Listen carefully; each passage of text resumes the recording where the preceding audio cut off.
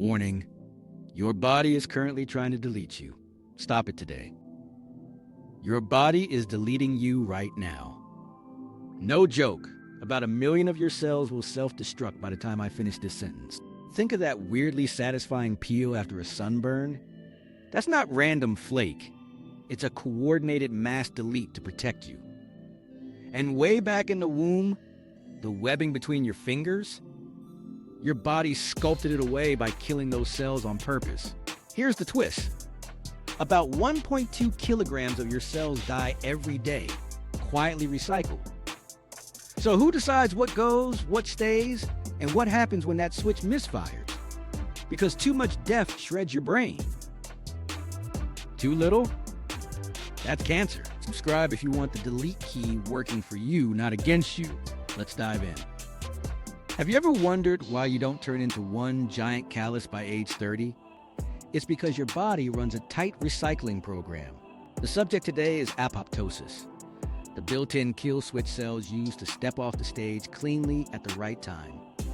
We're going to follow it across your body like a documentary about the world's most ruthless yet oddly caring janitor. Central question: how does your body choose what to delete? And how do we keep it from deleting the wrong things? Because this isn't trivia, it's survival. On one side, you need apoptosis to police mutations, stop infections, and keep tissues in shape. On the other, too much, too soon, or pointed at the wrong cells, that's neurodegeneration, infertility, autoimmune chaos. The stakes are as high as it gets.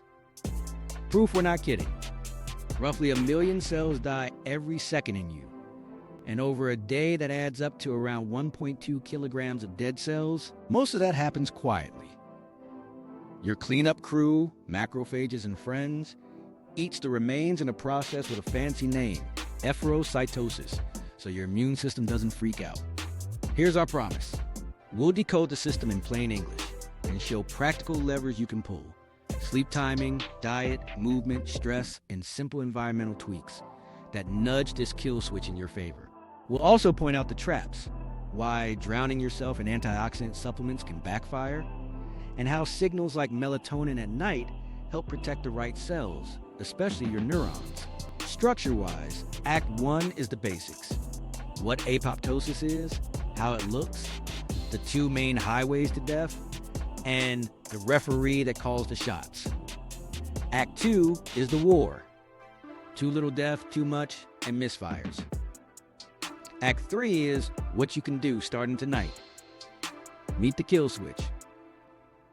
What apoptosis is, let's be real. Programmed cell death sounds like a horror movie. In your body, it's more like good housekeeping. There are 2 big ways cells die. Necrosis is the messy blow-up. Think popped water balloon after a toxin, burn, or crush. Everything spills out, your immune system panics, inflammation lights up, and neighbors get hurt. Apoptosis is the tidy self-destruct. The cell packs its bags, shrinks, and gets carried out before anyone smells smoke. Scale first, because it's wild. Billions of cells die in you every day. The rate averages about 1 million per second. That's normal. Necessary. And it doesn't set off sirens because the corpses are packaged into bite-sized apoptotic bodies and handed to the cleanup crew, which recycles the parts. When this goes smoothly, there's little to no inflammation. It's like taking the trash out before it stinks. You've seen apoptosis in real life. That sunburn peel after a beach day? UV light dinged DNA across a patch of skin. Instead of gambling on bad copies, those cells lined up and chose the exit. Coordinated. Protective. The peel is the curtain call. Go further back. As an embryo, your hands and feet started a little webby. Your body sculpted the final shape by ordering apoptosis between future fingers and toes.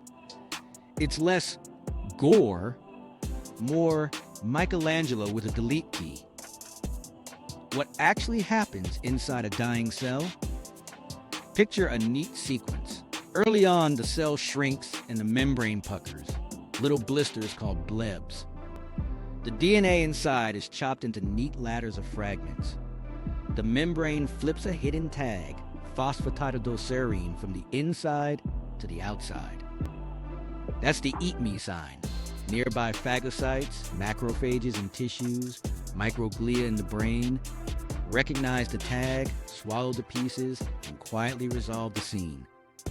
They even release calm down signals that keep inflammation low. This is not just clean, it's smart. At the single cell level, immortality sounds nice. But in a multicellular body, immortal cells are a disaster. If a cell ignores damage and refuses to die, it can accumulate mutations, dodge the rules, and go rogue. That's how cancers start. Evolution's answer was to build in a self-destruct option that protects the whole organism, even if it costs a few cells. Sacrifice the pawn, save the king. So why do cells choose death? A few reasons. Damage sensors flag serious DNA breaks. If oxygen is too low, if growth signals vanish, if infections trip alarm, pathways, any of those can push a cell toward apoptosis. There's judgment involved, not by a brain, but by a logic circuit inside the cell. It can pause and repair, or if the risk is too high, it deletes itself for the team. Under the hood, when a cell commits, it activates specialized enzymes called caspases. Think of them as demolition crews that only show up after the permit is stamped. There are initiator caspases that get the signal first, and effector caspases that do the actual dismantling, chopping up structural proteins, shutting down the nucleus, and breaking the cell into clean packets. It's all very orderly, like a building taken down floor by floor instead of blown to pieces. And here's the beautiful part. The body recycles the parts. Amino acids, lipids, nucleotides, nothing goes to waste if it can be reused. That's one reason you don't need to eat extra collagen every time your skin renews. You're running an internal salvage yard all day, every day. Let's loop back to that cleanup crew, because it's key to why apoptosis keeps you out of trouble. If apoptotic corpses linger, they can rot into a nasty form called secondary necrosis.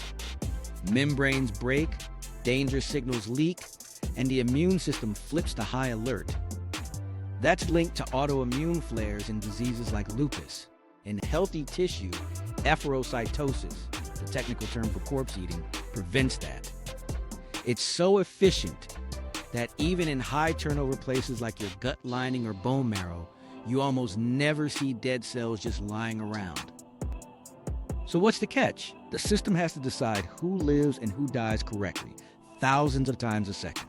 It needs thresholds, checks, and a way-to-way repair against remove.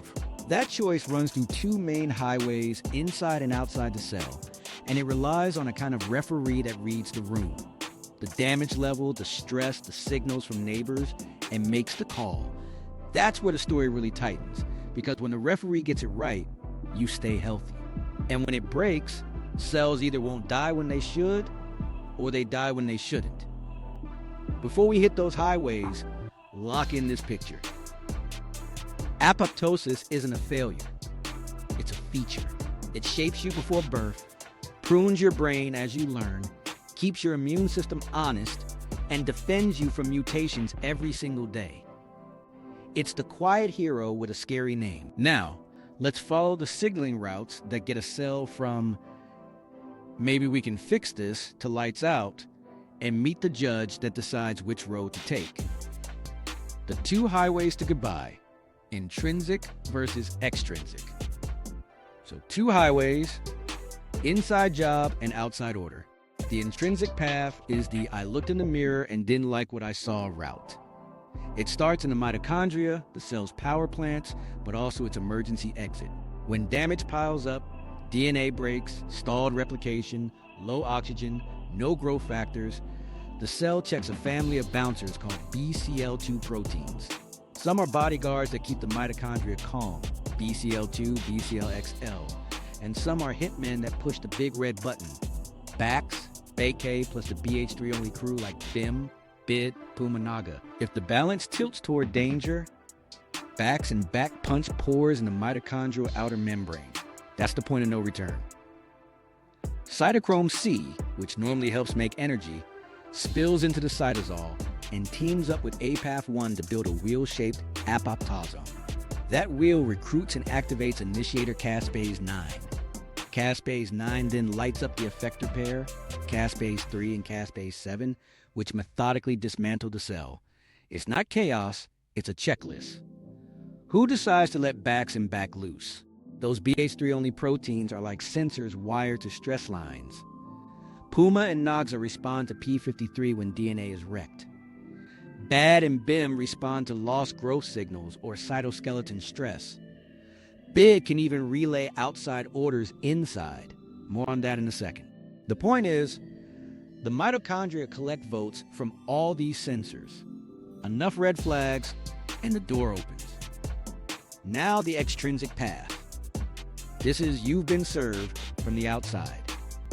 On a cell's surface sit DEF receptors, FAS, CD95, TNF receptor 1, and trail receptors. When immune cells decide a cell is infected, precancerous, or just dangerous, they display matching ligands or release them. FAS ligand, TNF alpha, trail. Those ligands snap onto the receptors and assemble a kill platform inside called the DISC, the death-inducing signaling complex. DISC pulls in an adapter, FAD, and procaspase 8. Caspase 8 activates, then either directly slices and activates caspase 3-7, or in some cells, cleaves BID into TBID. TBID runs to the mitochondria and tells Bax back, open the door. So yes, the highways cross. Outside orders can recruit the inside demolition team for extra punch. Y2 roads, redundancy and control. The intrinsic path watches the cell's health from the inside.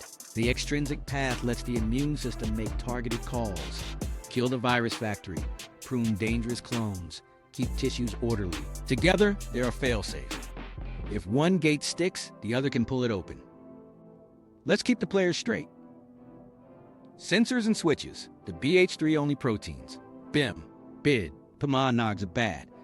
Read stress and push the decision. Gatekeepers, BCL2 and BCLXL hold the mitochondrial door shut. Bax and Back open it when told. Sparkplug, cytochrome C plus APAF1 build the apoptosome to fire caspase 9. Executioners, caspase 3 and caspase 7 finish the job. Outside line, DEF receptors, FAS, TNFR1, Trail R, with FAD and caspase 8 start the extrinsic cascade. And there are breaks. Flip can sit in the disc and block caspase 8. IAPs, inhibitor of apoptosis proteins, can handcuff caspases after they start. The mitochondria even stash a counter to the counter, SMAC Diablo, which flies out with cytochrome C to neutralize IAPs. It's a chess match. Move, counter, move, counter, counter, move. Here's the decision logic in plain English. The cell asks, is the damage fixable? Are growth and survival signals present? Are neighbors or immune cells waving a death flag at me? If yes to I'm dangerous or no to I can repair, the pro-def BH3 crew overwhelms the BCL2 bodyguards. The mitochondrial door opens and caspases roll. If immune cells tag the cell, the receptor pack can bypass dithering and push caspase 8. In some cells, that's enough on its own. In others, called type 2 cells like many hepatocytes, it needs to amplify through mitochondria via TBID. Same destination, different on-ramps. Quick real-world tie-in. UV-baked skin, intrinsic. DNA damage, P53 up, Pumanognagrize, back pores peel. Killer T cells zapping a virus-infected cell, extrinsic. Facile-fast handshake, caspase 8, apoptosis without blowing up the block, both end clean. Because efferocytosis scoops the pieces fast and releases let's not freak out lipid mediators to keep inflammation quiet. One last thing, these pathways aren't museum pieces, they're targets. Cancer often overexpresses BCL2 to lock the mitochondrial door or mutates downstream caspases. Some viruses crank up flip to jam caspase 8. On the flip side, therapies and lifestyle signals try to restore sane thresholds. So normal cells survive stress, and broken cells can't slither past the exit. Now that we've mapped the roads, who waves traffic through? Enter the referee that reads the stress, stalls the cycle to repair, or says enough. That call lies with P53. The referee P53 damage checks and cell fate. Meet P53, the cell's head referee, also known as the guardian of the genome. It's a protein that sits quiet until stress hits. Then it walks onto the field and calls the play. Pause and repair. Go back to work, or blow the whistle and end the game. It does this mostly by turning genes on or off. So think of P53 as a transcription boss with a very short patience for nonsense. And in human cancers overall, the TP53 pathway is disabled startlingly often. Mutations in TP53 itself show up in roughly half of tumors, and many others gag P53 indirectly. So when the ref is gone, bad cells skate. Here's how it wakes up. Serious DNA damage flips on alarm kinases like ATM. They tag P53 with tiny chemical flags, phosphorylations, that stop its usual babysitter, MDM2, from dragging it to the trash. Stabilized P53 builds up fast. With more P53 around, it binds DNA and orders a triage. If damage is modest, P53 pushes P21, a break that halts the cell cycle at checkpoints like G1S and G2M. Pausing buys time for repair crews, base excision, nucleotide excision, all the patch kits to fix the genome. But there's a line. When damage crosses it, tons of breaks, stalled replication that won't clear, hypoxia that starves energy, P53 tilts hard toward apoptosis. It turns up pro-def genes like PUMA and NOXA, which, as we just saw, tip the BCL2 balance and open the mitochondrial door. P53 can even help from the sidelines in the cytoplasm by nudging BCLXL, making the mitochondria more willing to let go. That's the moment the demolition team rolls. Pause or delete isn't the only choice. Sometimes P53 chooses senescence, a kind of permanent coffee break. The cell stops dividing for good, stays metabolically active, and often secretes a grumpy mix of signals. It's safer than letting a risky cell replicate, but it's not free. Too many senescent cells can age tissues and stir chronic inflammation. So P53's call has trade-offs: quick, clean death versus long-term arrest. Why should you care? Because when the referee is broken, the game turns ugly. In more than half of human cancers, the TP53 gene is mutated, or the pathway is muzzled. With P53 offline, cells blow past damage checkpoints, skip repair, and dodge apoptosis. Mutations pile up. Survival pathways run hot. It's like removing the smoke detector and then lighting candles near the curtains. Tumors love that. It's not just mutations in P53 itself. Some cancers supercharge MDM2, the P53 suppressor, effectively gagging a healthy referee. Others rewire downstream, even if P53 tries to trigger PUMA and NOXA.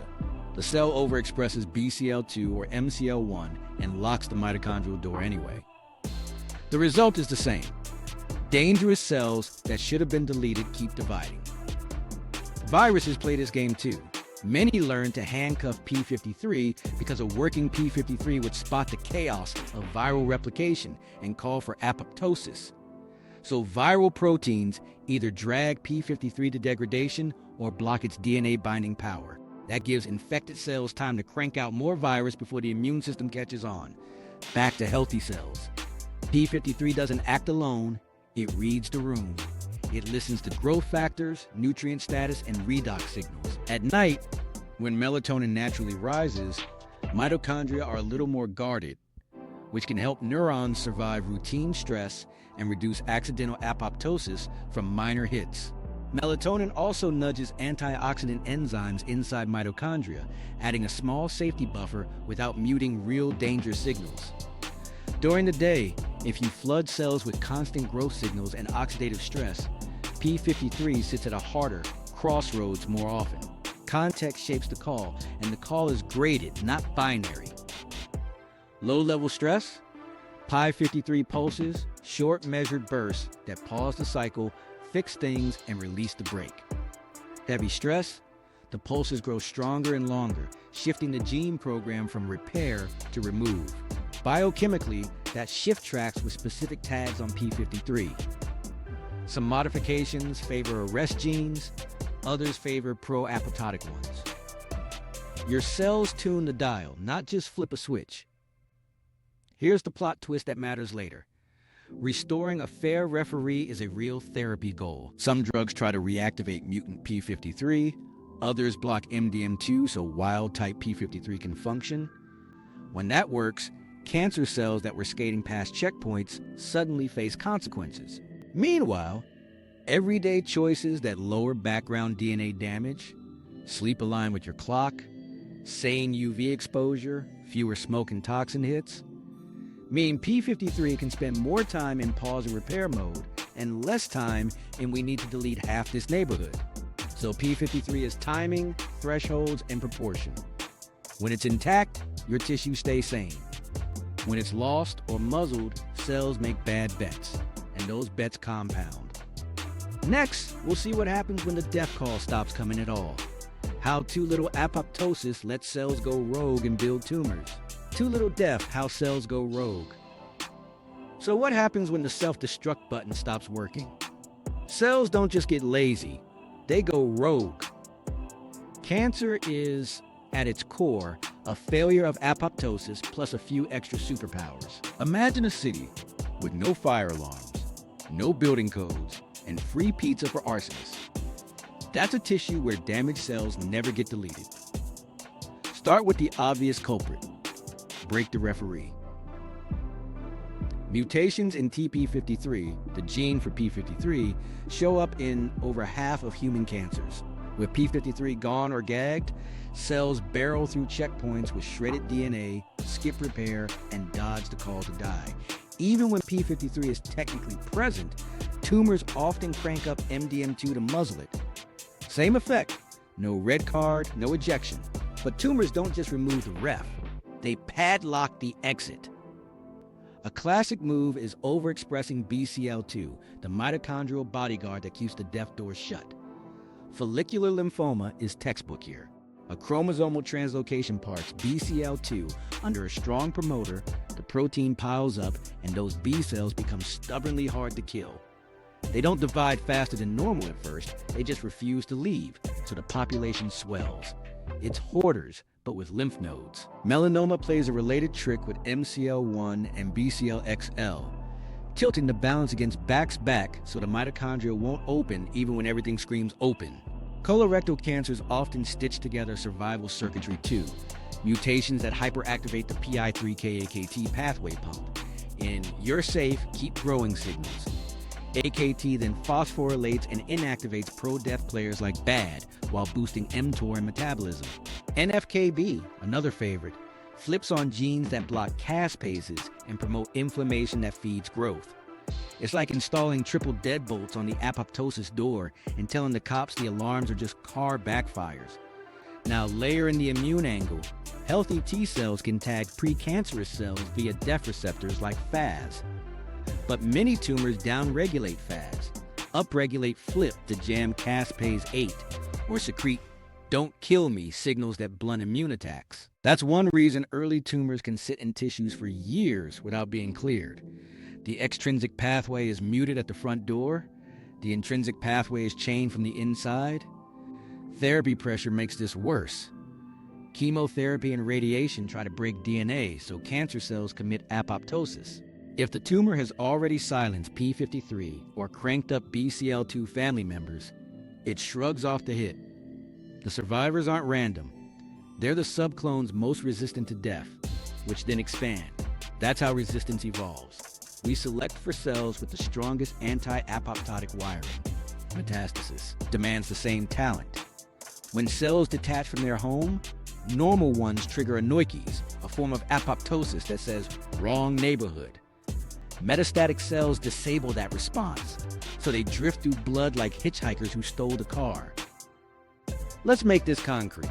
In follicular lymphoma, the BCL2 translocation T1418 is so common it's practically a calling card. Those cells look oddly normal under the microscope. They're just immortal-ish. In melanoma, you'll often see wild-type P53, but sky-high MCL1, so the referee is waving, but the door won't budge. In colorectal cancer, mutations upstream, APC loss, KRAS activation, light up survival and proliferation pathways, while later events erode apoptotic competence. That's why later-stage tumors can be so stubborn. And the environment matters. Tumors hijack surrounding cells to feed them, pro-survival cues. Growth factors, cytokines, even lactic acid landscapes that stress normal cells but feel like home to cancer. Hypoxia in the tumor core flips on HIF factors that both push angiogenesis and rewire metabolism to tolerate stress without dying. It's a hostile ecosystem tuned to keep apoptosis off. So, can we pry the door back open? This is where targeted drugs got clever. BH3 mimetics like venetoclax are small molecules that impersonate the pro-def BH3-only proteins. They slip into BCL2's binding pocket and disarm it. In certain leukemias where BCL2 is the main lock, venetoclax is a sledgehammer. Cancer cells suddenly face the stress they've been hiding from, and they go. But biology never leaves an unguarded flank. Some tumors switch addiction to MCL1 or BCLXL or ramp up alternative survival pathways. Combination strategies try to block multiple guards at once. Upstream, drugs that restore P53 function or block MDM2 can reawaken the referee in tumors that keep wild-type P53 suppressed. In the right context, you see a wave of apoptosis after years of stalling. And on the extrinsic side, therapies that boost immune killing, checkpoint inhibitors, don't directly force apoptosis, but they unleash T cells that can re-engage death receptor routes. The end result is the same: make dangerous cells mortal again. Here's the key takeaway for this too little death chapter. Cancer isn't just growth gone wild, it's death gone missing. The core hallmarks, unchecked division, genome instability, invasion, are possible because the kill switch is jammed. When we fix that switch, even briefly, tumors crack. And when everyday choices lower background damage and calm survival, overdrive in healthy tissue, you make it harder for a bad clone to both arise and cheat the exit. Next, we'll flip the script. What happens when the switch is too eager and cells die that we desperately need? Too much death when the system overcorrects. All right, flip the coin. If cancer is not enough death, this side is way too much. Same machinery, different outcome. When apoptosis fires off in the wrong cells or at the wrong intensity, you don't get tumors, you get tissue loss. And the body can't just regrow neurons like dandelions. Start with the brain, because that's where overzealous apoptosis really hurts. In Parkinson's, the dopamine-making neurons in the substantia nigra are fragile. Mitochondrial stress loads up, oxidative damage, misfolded alpha-synuclein, and those cells tip toward the intrinsic pathway. Baxen back, open the door, cytochrome C spills, caspases light up, and neurons bow out. The problem is, you don't get a spare set. As those neurons die, movement slows, tremors start, and once enough are gone, function tips. Alzheimer's is messy too. Amyloid and tau aren't just clutter. They trigger stress responses that push vulnerable neurons toward apoptosis. The cleanup is tidy at first, but the end result is whole circuits going dim. ALS? Motor neurons die faster than you can compensate. Different triggers, same final route. A kill switch pressed too often. Now picture a stroke. Blood flow stops. Cells run out of oxygen and ATP. Some die by necrosis right away. But when blood returns, reperfusion, you get a second wave. Reactive oxygen species spike, calcium floods in, mitochondria freak out. That delayed hit often lands as apoptosis. Same in heart attacks. The first minutes are chaos. The hours after are a silent culling as the intrinsic pathway checks the damage and many cells decide they can't be saved. It's why timing is everything. Save tissue early and you prevent that apoptotic domino. Development shows the stakes in reverse. Early on, apoptosis sculpts limbs and refines organs. But if the timing or location is off, too much delete, too soon, you get structural defects. Excess cell death in facial shells can contribute to cleft palate. Disrupted waves and limb buds can leave digits fused or shortened. The choreography is precise. One mistimed cue and you don't get art, you get a glitch baked into the blueprint. Therapies can overshoot too. Chemo and radiation work by damaging DNA and fast dividing cells so they self-destruct. Great for tumors, rough for your hair follicles and gut lining, which also turn over fast. That's why hair falls out and nausea hits. Those tissues experience a controlled massacre, then rebuild. Bone marrow takes a hit as well, so immune cells drop and infections get a window. It's not just collateral, it's the same apoptotic machinery doing its job when we ask it to, in places we wish it wouldn't. Zoom in on the immune system. During negative selection in the thymus, T cells that react to your own proteins must die. If that process goes too hard, you bleed out your T cell diversity and immune resilience. If it goes too soft, you risk autoimmunity. Later, in chronic inflammation, constant cytokine storms can push epithelial cells in the gut or skin to die faster than they're replaced. In psoriasis flares or inflammatory bowel disease, the balance between division and deletion gets jittery and barriers weaken. Once barriers leak, more inflammation pours in. It's a loop. Damage begets death, begets damage. Even infections can bait and switch. Some viruses trigger extrinsic signals that trick infected tissues into killing too many neighboring cells. Bystander death. In the brain, microglia meant to help can overprune synapses, nudged by apoptotic tags, and cognitive function pays for it. The intent is cleanup. The outcome is thinning the herd too far. Is there any good news here? A little. The body built buffers to avoid runaway deletion. Efferocytosis doesn't just eat corpses, it releases pro-resolving signals, lipid mediators like resolvins and protectins, that tell neighbors to cool apoptosis after the job is done. In healthy tissue, that's a break. In disease, when clearance fails or those mediators are low, the break line snaps and waves of death travel farther than they should.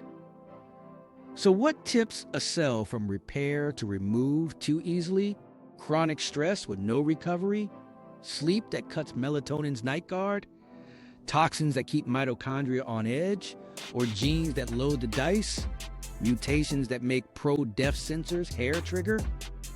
Stack enough of those, and the threshold for apoptosis drops. Normal bumps that should pause you instead delete you. This isn't a call to shut off apoptosis. You can't, and you shouldn't. It's a call to raise the signal-to-noise ratio, protect the cells you can't replace, especially neurons and cardiac muscle, so they don't mistake routine stress for a fatal hit. And when therapy demands death, like in cancer, shield healthy tissue while you target tumors harder. Because here's the twist. Sometimes death pointed at the wrong target isn't just excess, it's misaimed. Autoimmunity, failed clearance, and chronic flares take tidy apoptosis and turn it messy. That's our next problem. Not too little, not too much, but death pointed at the wrong thing. Misdirected fire, autoimmunity, and bystander damage. So here's the curveball. Even when apoptosis is tidy, the aftermath can backfire if cleanup stumbles or the aim is off. Think of a kitchen where the chef plates perfectly, but the busboy forgets to clear the raw chicken board. That's how a silent death can turn into loud disease. Start with clearance. During apoptosis, cells flip that eat me sign, phosphatidylserine, so macrophages scoop them up fast. If that step fails, corpses linger and drift into secondary necrosis. Now the insides leak. DNA, histones, nuclear proteins. The immune system wasn't supposed to see those. In people prone to lupus, those cell bits become autoantigens. B cells make antibodies against DNA and nucleoproteins. Immune complexes form and inflammation ramps. The original issue was just poor efferocytosis. The fallout is a body that thinks its own nucleus is an invader. Zoom inside the immune factory. Your thymus runs a brutal boot camp called negative selection. Young T cells that strongly react to your own proteins are ordered to die by apoptosis before they graduate. The AIR gene acts like a catalog, showing trainees a weird sampler platter of self. Insulin from pancreas, skin proteins, even eye lens stuff. If AIR is broken, the catalog is missing pages. Self-reactive T cells slip through. Out in the wild, they meet their targets, and now you've got autoimmunity because the delete order never came at the right time. There's another twist: bystander damage. Picture a viral infection in a patch of tissue. Nearby cells sense the chaos and pump out TNF-alpha and other alarm cytokines. Those can engage death receptors and push apoptosis in neighboring uninfected cells. It's a defensive moat. Sacrifice a ring of healthy cells to wall off spread. Nice idea, rough result. In the gut, repeated cytokine surges can thin the epithelial lining faster than it renews. Inflammatory bowel disease rides that edge. Turnover goes from elegant to frantic. Barriers leak, microbes seep in, and the immune system doubles down. More fire, more bystanders hit. Skin shows a cousin pattern. Psoriasis, keratinocytes divide too fast, but they also die in weird waves, with immune signals constantly nudging apoptosis and regeneration out of sync. Flare after flare, the choreography falls apart. The death isn't random, it's misaimed by a noisy control room. Viruses add tricks. Some hide by blunting extrinsic death in infected cells, cranking up flip to jam caspase 8, while their debris triggers death in neighbors. Others mimic self so closely your immune system learns the wrong face. Molecular mimicry means a T cell trained to hit a viral peptide accidentally recognizes your own tissue. The clean kill is now pointed at your myelin, your joints, your thyroid. The executioners are fine. The target list is not. And remember, microglia, the brain's macrophages. They prune synapses during development and learning, tagging weak connections for removal with complement proteins. That's normal sculpting. But in chronic inflammation, those tags and apoptotic eat-me cues show up on the wrong synapses. Microglia overprune. Circuits thin. Cognition slips. The kill switch didn't go haywire, the labels did. Back to clearance because it's the off-ramp from panic. When macrophages eat apoptotic cells on time, they release pro-resolving lipid mediators, resolvins and protectins, that tell neighbors, stand down. If clearance fails, you lose that peace treaty. Dead stuff lingers, danger signals fly, dendritic cells present self-bits to T cells, and now tolerance erodes. That's a straight line from sloppy cleanup to autoimmune priming. Could it be that environment makes this worse? Honestly, yes. Chronic smoke, repeated UV burns, some pollutants, they all raise background cell damage, so more apoptosis happens near leaky barriers. If cleanup is even a little slow, you feed the antigen mill. Sleep disruption matters too. At night, melatonin nudges mitochondria to be less jittery, especially in neurons. Cut sleep short, and you tilt cells towards stress responses that make eat-me signals show up more. Not doom, just a nudge in the wrong direction night after night. So what do we want? Precise kills, fast clearance, and quiet resolution. Keep the delete key for true threats. Don't throw it at your own blueprints. And when bodies miss that mark, faulty thymus education, mimicry, or bad cleanup, you don't fix it by turning off apoptosis. You fix the aim and restore the janitors, which is exactly why the cleanup crew gets a whole chapter next. The cleanup crew, efferocytosis, and inflammation control. Let's meet the unsung heroes that keep all this death from turning into drama. Efferocytosis, fancy word, Simple idea. When a cell dies the right way, it flashes a sign that says, "Please eat me." And a neighbor quietly takes out the trash before the room even smells weird. No sirens, no gossip, just done. Here's the signaling trick. Healthy cells keep a lipid called phosphatidylserine tucked on the inner side of their membrane. During apoptosis, enzymes flip it to the outer surface. That's the universal "eat me" tag. At the same time, dying cells turn down "don't eat me" signals like CD47, so there's no mixed message. Phagocytes, macrophages in tissues, microglia in brain, even epithelial cells in places like the gut and lung scan for that tag with receptors and bridging proteins. When they see it, they move in. It's not a random chomp. First, dying cells leak find me cues. Small molecules like ATP, UTP, or chemokines that create a gentle scent trail. Macrophages follow it, make contact, then engulf the apoptotic body in one smooth swallow. Inside the phagocyte, the package fuses with lysosomes, gets digested, and the parts are recycled. Think Uber Eats, but reverse, and the meal is a cell remnant. Why does this matter so much? Because speed and silence prevent panic. If apoptotic corpses hang around, they undergo secondary necrosis. The membrane breaks, DNA and proteins spill, and immune sentries interpret it as danger. Now you've got inflammation, autoantigen exposure, and a mess that pulls in neutrophils, dendritic cells, and a lot of noise. When efferocytosis is on point, that never happens. The tissue clears billions of cells a day and you barely register it. There's a cool chemical side effect too. Engulfing apoptotic cells flips macrophages into a resolving mode. They stop yelling pro-inflammatory cytokines and start making peacekeeping lipids, resolvins, protectins, and myrisins derived from omega-3s. These mediators tell nearby cells to calm oxidative stress, tighten barriers, and finish cleanup. It's like the janitor also spritzes the room with "everyone relax" spray. Microglia do a brain-specific version. They sense phosphatidylserine on synapses tagged for pruning, or on distressed neurons and tidy with extreme care.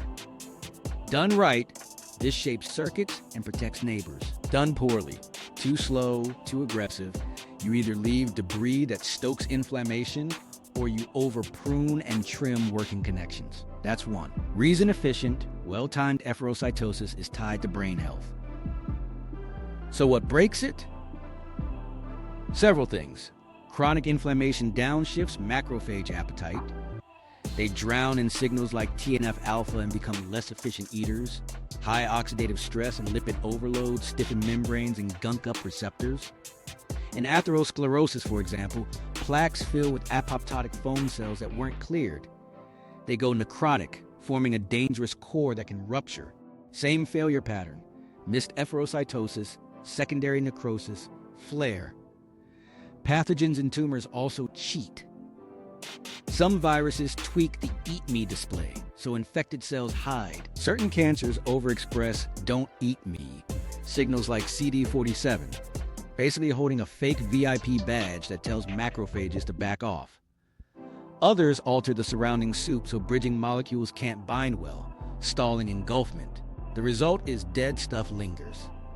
Dendritic cells pick up self and tumor antigens in a hot context, and the immune response gets weird. On the flip side, you can support the cleanup. Omega-3 intake helps build the reservoirs for resolvins and protectins. The peacekeepers released after efferocytosis. That doesn't shut apoptosis down, it finishes it cleanly. Good sleep helps too. Nighttime physiology favors quiet repair and balanced immune tone, giving macrophages a better lane to clear without shouting. Exercise? It changes macrophage phenotype toward a more efficient pro-resolving mode and improves vascular flow, so the cleanup crew can actually reach the scene. And there are breaks within breaks. As phagocytes eat, they upregulate receptors and enzymes that make them even better at the next round. That positive loop keeps clearance ahead of corpse buildup in tissues with wild turnover, bone marrow, thymus, gut. It's why, despite the crazy statistic around 1 million cells dying every second, you rarely see floating debris under a microscope in healthy tissue. The system is that good.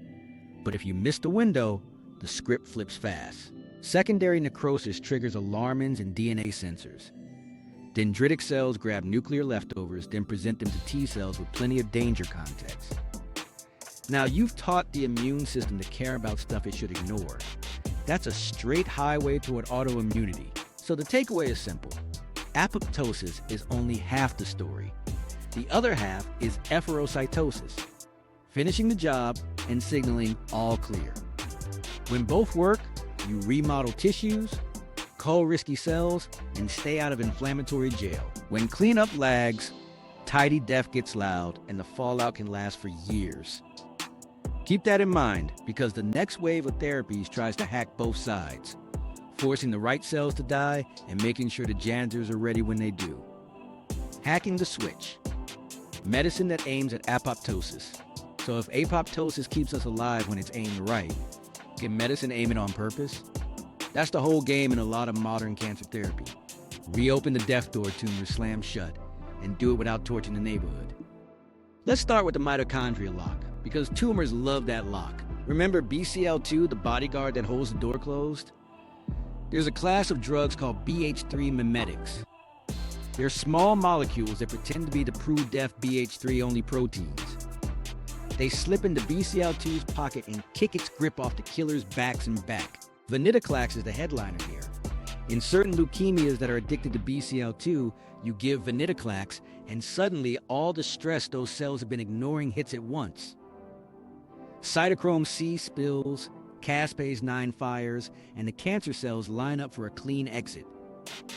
Sounds perfect, right? Plot twist. Tumors are crafty. Block BCL2, and some shift their addiction to cousins like MCL1 or BCL-XL. So now researchers pair BH3 mimetics, BCL2 blockers with MCL1 inhibitors, or combine them with drugs that lower MCL1 levels indirectly. It's a whack-a-mole, but smarter because we're using the tumor's wiring map to predict the next move. Upstream from the mitochondria is the referee we met, p53. When wild-type p53 is gagged by its babysitter MDM2, there's a lane to free it. MDM2 inhibitors try to block that suppression so p53 can rise, pause cells, and if needed, trigger Puma and Naxa to open the death door. In tumors that kept p53 intact but silenced, that can flip the script. In others where TP53 is mutated, different strategies aim to refold or reactivate mutant p53 variants. It's not a cure-all, but the logic is clean. Give the ref its whistle back, and some cancers suddenly remember the rules. What about the outside kill orders, the extrinsic pathway? People got excited about TRAIL, a ligand that binds death receptors on tumor cells. The dream was simple. Dose TRAIL agonists. Let those receptors form the disc, like caspase 8. Done. In practice, it's mixed. Some tumors express the right receptors and die. Others hide them, decoy them, or overexpress FLIP to jam caspase 8 at the doorstep. The move now is combinations, use TRAIL agonists with chemo, radiation, or targeted drugs that upregulate death receptors and lower FLIP. The point is to make that disc platform assemble cleanly, then back it up with the mitochondrial route via TBID if needed. Then there's the immune system, which was always the original extrinsic trigger. Checkpoint inhibitors, anti-PD1, anti-PD-L1, anti-CTLA4, don't force apoptosis directly, but they take the brakes off T cells. Once T cells can see the tumor again, they present fast ligand, secrete TRAIL, and drop granzymes that punch holes and activate caspases from the inside. Add in therapies that block tumor don't eat me, signals like CD47, and you help macrophages clear the aftermath fast, keeping the kill tidy and the inflammation controlled. Timing matters too. Traditional chemo and radiation create DNA damage. If you layer that with a BH3 mimetic, you can push cells that were wobbling at the threshold to finally commit. If P53 can speak, those combos are louder. If P53 is silent, you lean harder on the mitochondrial balance, drop BCL2 and MCL1, cut survival signaling with PI3K, AKT/mTOR inhibitors, and lower the cell's tolerance for stress. The idea is not to bludgeon, but to turn 1,000 little knobs so the tumor's own wiring hits its limit. There's also a quiet revolution in how we support the cleanup. When cancer cells die by apoptosis, you want fast efferocytosis to avoid messy spillover that could inflame and feed resistance. Trials are looking at boosting pro-resolving mediators or blocking CD47, so macrophages clear tumor corpses efficiently. That's not just housekeeping, it shapes the immune context, preventing danger flags that might train the tumor to harden up. Does this only apply to cancer? Mostly where the switch is stuck. Off. Yes, but controlled apoptosis shows up in other therapies too. In atherosclerosis, for instance, getting macrophage foam cells to die cleanly and be cleared can help stabilize plaques. The trick is steering away from necrosis and toward tidy death with prompt efferocytosis, so the core doesn't liquefy into a rupture risk. All this sounds very lab coat, but there's a principle you can feel. Medicine that works with apoptosis doesn't try to invent a new kind of death. It restores the honest version your tissues already trust. Open the right door, block the fake locks, let immune cells serve the proper warrants, and make sure the janitors are waiting. And yeah, resistance is real. Tumors rewire. That's why the field leans into combinations in sequence. Engage P53 if you can. Block the BCL2 family. The tumor leans on, raise death receptor readiness, and free T cells to deliver the final tap. It's a chess match where the winning move is getting dangerous cells to do what healthy biology always intended. Choose a clean, quiet end. Next, we'll leave the clinic and talk about the levers you control. Sleep, food, movement, and stress cues that help protect neurons from accidental deletes and keep the cancer check sharp. All the daily stuff that tips 1 billion tiny votes toward life. Your levers, lifestyle signals that nudge cell fate. All right, lab coats off. If apoptosis is the body's delete key, your daily routine is the hand on the mouse. You can't control every keystroke, but you can change the sensitivity of the click, protect neurons and heart cells from false alarms, while keeping the catch pre-cancer alerts sharp. Start with sleep, because it's the master timing signal. Your body runs on a 24-hour rhythm that tells cells when to repair DNA, when to divide, and when to chill. At night, melatonin rises. Think of it as a night security guard that walks the mitochondria and says, no sudden moves. In neurons, that guard helps reduce accidental pore punching, which lowers needless apoptosis from the day's micro hits. If you cut the dark window short with screens, late meals, or light in your face at 1 a.m., you don't turn off apoptosis. You just make the threshold for bad deletes wobblier. Aim for a consistent 7 to 9 hours.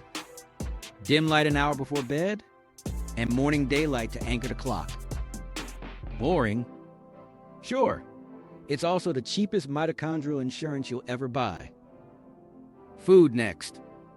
Not a fad, patterns. Chronic overnutrition is basically pressing the grow pedal all day.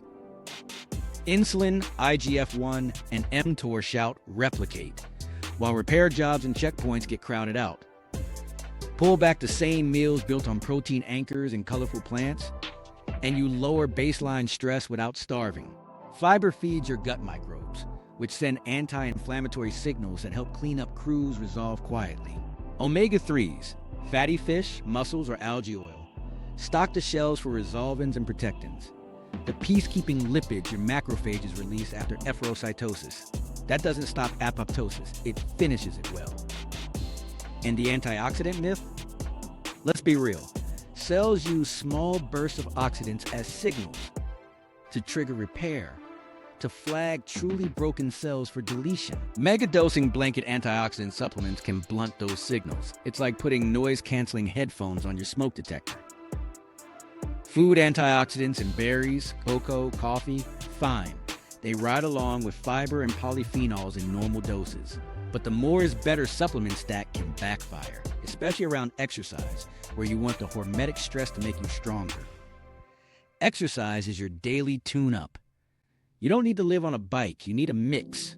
Zone 2 cardio, easy to moderate where you can talk, builds mitochondrial density and improves blood flow, which helps both repair and clean up. Strength training tells tissues, we need this hardware, raising the threshold for apoptosis in muscle under routine stress. Sprinkle a little intensity, short sprints, hills, and you get hormesis. Controlled stress that sharpens decision circuits. It nudges APK and myokines that improve mitophagy, to take out the bad mitochondria and keep the good ones processed. End result. Cells get better at sorting fixable from fatal, so fewer false deletes and less room for broken cells to coast. Stress management is not crystals and vibes, it's chemistry. Cortisol spikes are fine. Chronic, flat high cortisol is not. It pushes oxidative stress, jangles mitochondria, and keeps inflammatory signals simmering. That lowers the line for apoptosis in cells you want to keep. Build off ramps, you'll actually do 10 quiet breaths before email, a walk after lunch, a hobby that hijacks your focus for 20 minutes. Small valves release big pressure over weeks. Environment matters because it loads the dice. Smoke, repeated UV burns.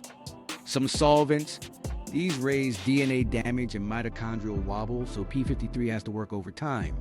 No need for paranoia, go for realistic. Don't smoke. Use shade, clothing, and sunscreen like tools, not talismans. Avoid the burn that forces a mass delete. Ventilate when you cook. If your job has exposures, use the gear, like your future brain depends on it, because it does. Microplastics and random headlines? You can't bubble wrap life, so focus on the heavy hitters you can change. Hydration and electrolytes won't hack apoptosis directly, but good flow helps immune and cleanup cells reach the scene. Same with iron balance. Too low and you're tired, too high and you feed oxidative stress. If you're tempted to supplement, test first. Guessing is how people end up with problems they didn't have. Timing is a lever too. Late night huge meals keep insulin and body temp high into sleep, which blunts melatonin and pushes repair later. Try anchoring protein in plants earlier, move dinner a bit earlier if you can, and let at least 2 hours pass before bed. It's not dogma, it's physics. Cooler bodies sleep deeper sleep runs better repair. Sunlight in the morning does more than wake you up. It sets cortisol's peak early and lets it fall by night, which steadies immune tone and by extension steadies the "should we delete this" chatter. Pair that with steps. Literal steps. A 10 to 15 minute walk after meals flattens glucose, spikes and strips some oxidative noise off the system. That means fewer dumb reasons for cells to even flirt with the switch. One last mindset. You're not trying to mute apoptosis. You're aiming it. Protect the irreplaceable brain, heart, by giving them calm nights and steady fuel. Keep the cancer checks honest by avoiding chronic grow now signals and not smothering the body's stress language with supplement fog. Stack sleep, food pattern, movement, stress off ramps, and sane environment. Each is a tiny nudge. Together they shift the baseline so the delete key hits where it should. Targeted habits to reduce bad deletes. Practical plan. Let's turn the dials you actually control. We'll go daily, weekly swaps, recovery, and simple monitoring. No magic, just habits that nudge thresholds so essential cells don't panic quit while precancerous stragglers can't hide. Daily anchors first. Sleep window, lock a regular 7 to 9 hour block. Keep wake time fixed within 30 minutes, even on weekends. Dim lights an hour before bed, screens down, room cool.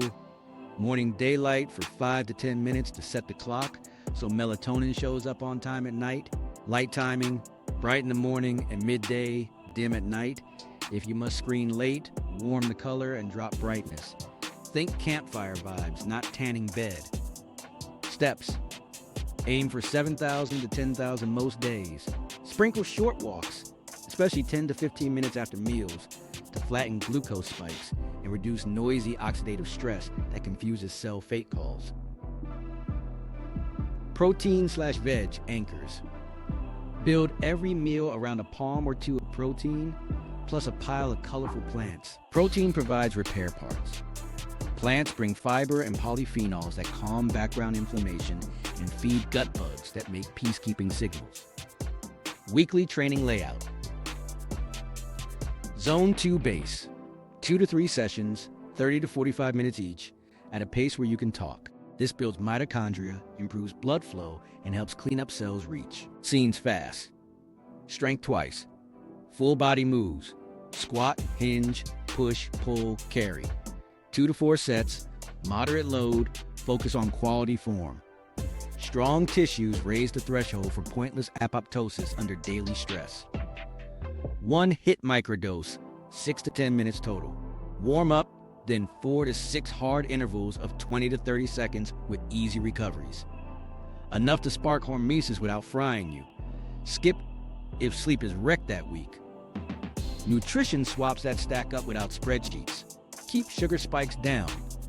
Pair carbs with protein and fiber. Front load more carbs earlier in the day when you're more insulin sensitive, and save lighter meals for late. If dessert happens, add a short walk. Balance omega-6, omega-3, reduce seed oil fried foods and ultra-processed snacks. Add fatty fish twice a week, or consider an algae or fish oil supplement if you never eat seafood. This feeds the resolvin, protectin pathways that finish apoptosis quietly. Eat the rainbow. Aim for 20 to 30 different plant types per week. Herbs, spices, legumes, berries, crucifers. Variety fuels a richer microbiome that makes anti-inflammatory metabolites. Protein rhythm, 1.2 to 1.6 grams per kilogram of body weight per day for most active adults, split across meals. Helps maintenance and repair without pushing chronic grow now signals all day. Recovery levers you'll actually use. Sauna or hot bath 2 to 4 times per week, 10 to 20 minutes if you tolerate heat. Heat shock nudges cellular cleanup and improves vascular function that aids efferocytosis. Hydrate and stand up slow, cold. Brief, cool exposure, post sauna or separate mornings. Think 30 to 120 seconds cold shower finish. It's a nervous system reset, not a toughness contest. Skip ice baths right after heavy lifts. You want the normal adaptive signals to build. Alcohol limits. Cap at 2 drinks per week max. None on nights before heavy training or when sleep matters. Alcohol trashes REM and melatonin timing, making neurons jumpier under stress. Stress off ramps.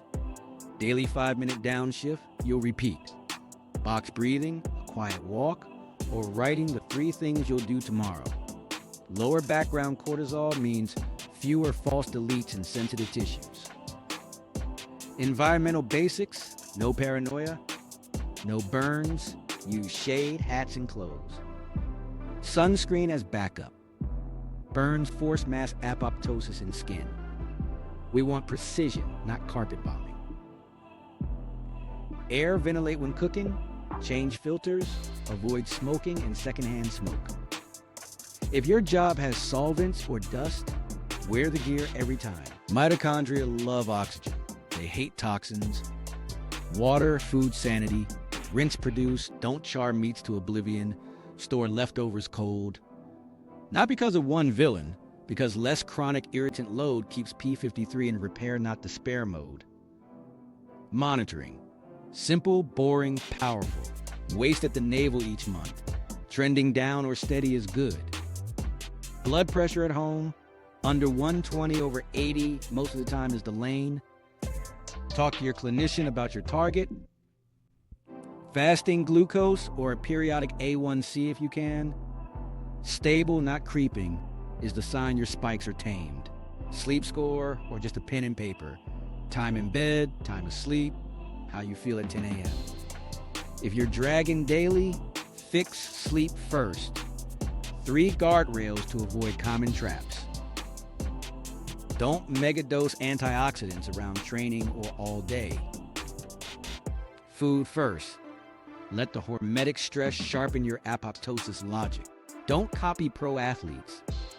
You need consistency, not a second job. Miss a session? Walk and sleep, then resume. Don't chase 10 new habits at once. Pick 2 daily and 1 weekly. Nail them for a month.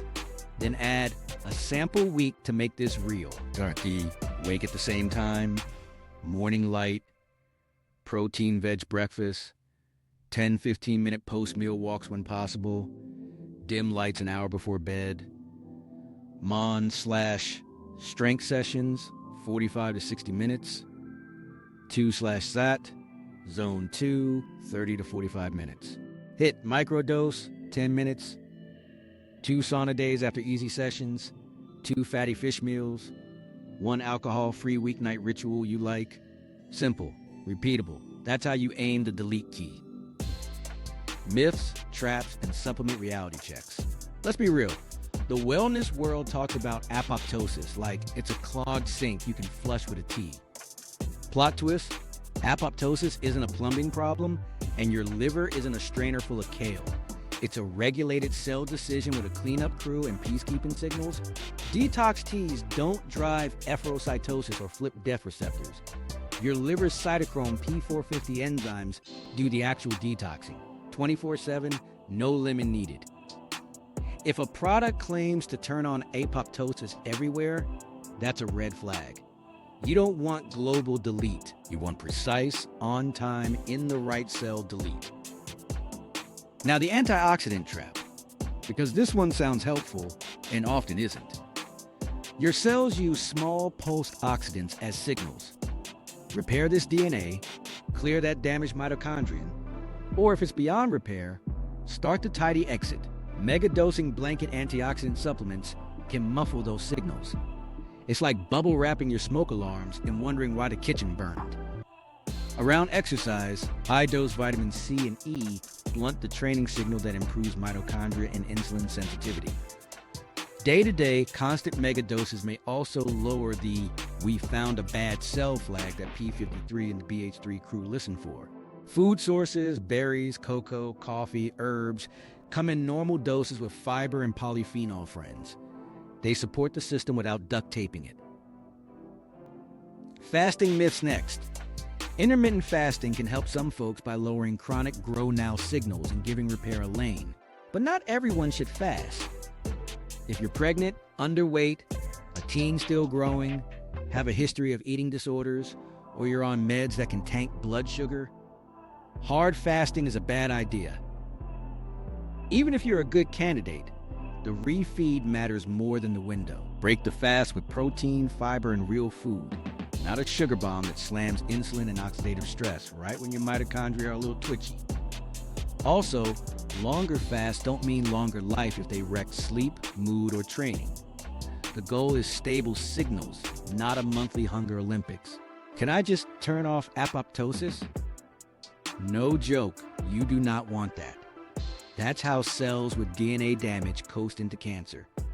You want accurate thresholds, neurons and heart cells protected from false alarms, and precancerous cells seeing a bright, obvious exit sign. Any supplement or hack promising to stop cell death is either sloppy or dangerous. The balance is the point. Smart supplements? Keep the bar high. Omega-3s are practical if you never eat fatty fish. They build the resolvin or protectin pool that helps cleanup crews finish apoptosis quietly and avoid inflammatory spillover. Creatine helps muscles and brains buffer energy. It doesn't mess with apoptosis logic, it just makes the do work side smoother. Vitamin D, if you've tested low, it modulates immune tone in ways that can reduce dumb background stress without shutting down defense. Magnesium for sleep quality if you're deficient. Past that, demand evidence in humans, dose clarity, and a plausible mechanism that doesn't promise to kill cancer cells in a petri dish and somehow detox your liver between emails. 2 popular add-ons to handle carefully. Green tea extract. EGCG has cool lab data, but concentrated pills have caused rare liver injury. Drink tea. Don't mainline it. Curcumin is famous, but most capsules barely absorb, and many studies are small or mixed. Use turmeric in food. Enjoy the taste and the small nudge. If a compound works only at doses your gut would never see from a normal meal, be skeptical. Here's a sneaky trap. Stacking 10 longevity supplements while sleeping 5 hours. That's like waxing a car with no engine oil. Sleep, food pattern, movement, light and stress off-ramps move apoptosis thresholds more than any capsule you can buy. Supplements are spice, not the meal. And don't chase every headline about exotic killers of cancer cells. Lots of chemicals kill cells in dishes. Bleach does too. Your body is not a dish. If a claim skips from in vitro to cures cancer without a controlled human trial, it belongs in the maybe one day, probably not like that file. Zoom out. The kill switch exists to shape you, defend you, and keep tissues honest. The win isn't louder death, it's wiser death. That comes from rhythm. Sleep that shows up, food that isn't chaos, movement that teaches resilience, stress valves that keep cortisol from camping. First nail those, then, if you add a thing, add one, track it, and make sure it supports the aim. Fewer bad deletes, cleaner cleanups, and no free passes for broken cells. The meaning of a good death. Have you ever wondered why a body built to live also builds in so much death? It sounds dark, but a good death at the cell level is the whole reason you have a face, fingers, and a brain that isn't a tangled radio. During development, cells rush in to build rough drafts. Then apoptosis sculpts. The webbing between early digits? Deleted. Extra neurons that miss their wiring targets? Deleted so the remaining ones can talk cleanly. Even your immune system learned manners because misfit T cells were told, "Thanks, but no," and quietly exited. So why not aim for zero death later? Because zero death breaks the organism. Individual cells aren't the hero here. The tissue is. A good death trades one risky part for the health of the whole. That trade shows up every day. Sunburned keratinocytes that took too much UV, they bow out so mutated clones don't stick around. Old immune cells that could misfire, they step aside so fresh ones can take the call. Bone marrow, gut, thymus, high turnover organs, run this rhythm non-stop, and when the cleanup crew is on time, you never notice. Aging reframes the bargain. Over years, 3 fates compete: repair, senescence, and apoptosis. Repair is obvious. Fix and carry on. Senescence is the forever coffee break. Cells stop dividing, but hang around, often grumpy, secreting signals that can drag neighbors down if there are too many. Apoptosis is the clean exit. None is best in all cases. You want robust repair in healthy, needed cells. You want senescence as a temporary safety net in spots you can't replace fast. And you want apoptosis when the blueprint is too damaged to trust. Aging trouble starts when those dials drift. Too many senescent cells crowding tissue, too few clean exits for dangerous clones, or too eager exits in neurons and heart muscle. Balance, not bravado, keeps organs sharp. Ethically, therapy that kills to heal forces hard choices. Chemo, radiation, targeted drugs. They aim to make tumors mortal again, but they also threaten healthy cells that share the same machinery. In stroke or heart attack care, blocking waves of apoptosis can save tissue, but block the wrong wave and you leave behind cells that fail later. Even in the lab, p53 reactivating drugs walk a line. Wake up the referee in cancer. Yes, Don't tip normal tissues into unnecessary deletes. That's why informed consent matters. We're not flipping one big switch. We're adjusting dozens of small ones with real trade-offs. There's also a quieter piece. Dignity in the way tissues end things. Apoptosis is not just cell murder.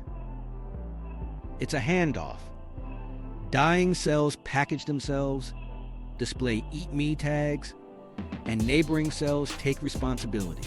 Macrophages don't just swallow. They release pro-resolving messages, resolvins, protectins, that say, "We're done here, heal." That conversation keeps inflammation out of the headlines and preserves function. When that loop holds, even massive turnover, about 1 million cells a second, stays invisible. That's elegance. Could it be that the meaning then is this? Health is not the absence of death, it's the presence of wise death. Systems that can delete the right cells at the right time, stay adaptable. Systems that can't either calcify, hoarding broken parts, or burn out, over pruning what you need. Your daily levers, sleep rhythms, sane fuel, steady movement, stress off ramps, aren't biohacks. They're how you support the timing and tone of those decisions so the organism wins more trades than it loses. And honestly, there's relief in this view. You don't have to micromanage 1 trillion switches. You give your tissues a cleaner signal environment, less random damage, calmer nights, better blood flow, more efficient cleanup, and they do the aiming. Good death is not the villain. It's the sculptor, the editor, the quiet friend that knows when to leave so the rest can thrive. Aim for that. Build a life where repair gets first shot, senescence doesn't pile up, and when a cell's time is up, the exit is clean and kind. By now you can see it. Your body isn't trying to delete you. It's trying to protect you with 1 billion small, wise exits. Your job is to aim that power, not fight it. Try one lever today. Sleep window locked, a post-meal walk, or fish twice this week. And share this with someone who needs a reset. If the 1 million cells per second stat surprised you, hit subscribe. Next time we'll show how to bolster cleanup so stress doesn't turn into damage. Keep tipping those tiny daily votes toward life. FAQs we won't cover fully on screen. Is apoptosis the same as autophagy? No. Think delete key versus recycling bin. Apoptosis is the tidy self-destruct with packaging and pickup. Autophagy is cells' cleaning house, eating damaged bits to stay alive. They talk to each other though.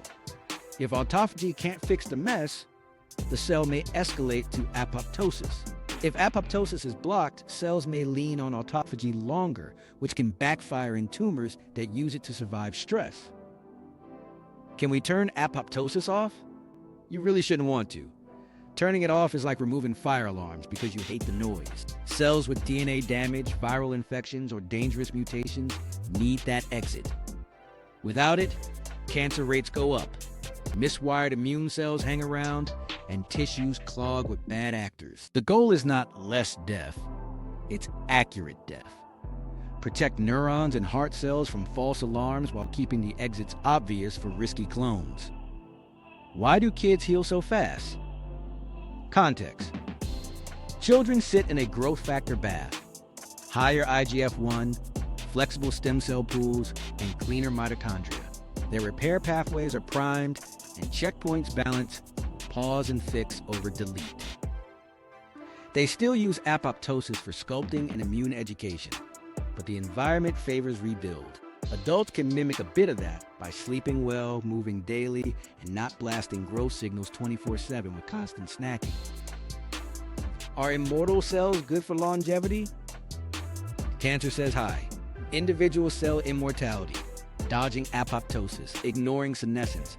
Sounds nice until that clone invades tissues. Organismal longevity depends on turnover discipline. Repair what can be repaired, delete what can't, and clear the remains fast. That rhythm preserves function. Rogue immortality breaks it. How do UV, infections, and meds trigger apoptotic waves? UV creates DNA lesions in skin cells.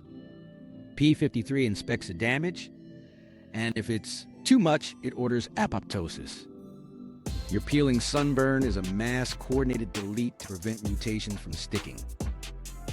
Some infections activate death receptors on purpose. Your immune system uses fast trail to kill infected cells. Certain viruses fight back by jamming caspase 8, which can cause bystander damage when tissues overreact. Meds like chemo and radiation push DNA damage to force tumors into apoptosis. Collateral happens in fast turnover tissues like hair follicles and gut because they share the same machinery. Is necrosis just messy death and apoptosis clean death? Broadly, yes, but there are hybrids. Apoptosis is silent and packaged. Necrosis is membrane rupture and spill. Regulated necrosis types, necroptosis, pyroptosis, are programmed mess used in infections and danger responses. The body chooses based on threat. Keep it quiet for routine pruning, make noise when you need an alarm. What decides apoptosis versus senescence? Severity and context. Mild damage plus good repair capacity pushes pause and fix. Chronic but manageable stress can shunt cells into senescence, a safe stop with secreted signals. Severe, unfixable damage tips to apoptosis. P53, ATM-ATR kinases, and downstream targets like PUMA, P21, and BAX integrate those cues. Tissue type matters too. Neurons favor repair because you can't replace them easily. Immune cells delete readily to avoid misfires. Can lifestyle really change any of this? Not like a light switch, but yes, by changing the noise floor. Sleep steadies circadian control over DNA repair and keeps melatonin's mitochondrial guard on duty at night. Exercise improves mitophagy and blood flow, so cleanup arrives on time. Pattern eating lowers chronic growth signaling and oxidative chatter. Omega-3s feed resolvins and protectins that finish apoptosis quietly. None of that turns off death. It tunes it. If antioxidants are risky in high doses, should I avoid them? Food sources are fine. Megadose pills can blunt hormetic signals your body uses to adapt, and in some contexts, to flag dangerous cells. Keep supplements simple and tested. Let meals do most of the lifting. Where can I learn more? Check the description. Links to readable reviews on P53's decision logic, intrinsic versus extrinsic pathways, and efferocytosis dynamics. Dive in, then come back for the next episode.